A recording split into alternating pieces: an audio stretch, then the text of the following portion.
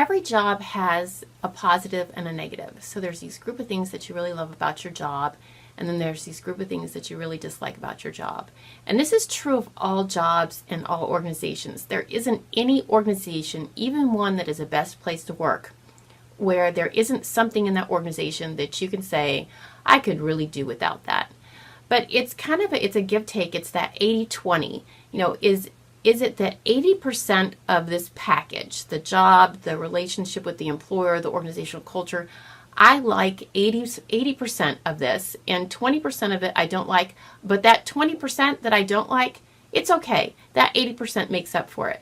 There are some times where in that 20%, there's something so critical that it's something that we can't deal with or we won't like. And so when we talk about realistic job previews, we're trying to help applicants make that assessment of that 80-20.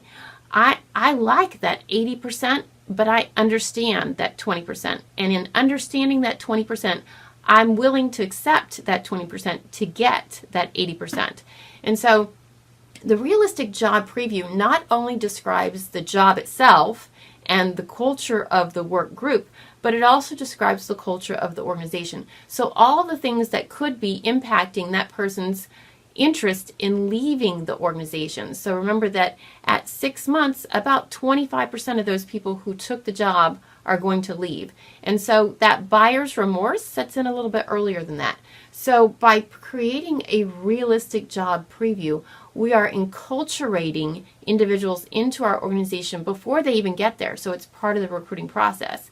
But not only that, we're hedging our bets to make sure that people who may not be a good fit for the organization or who may not be a good fit for the job are willing to self-select out of the application process.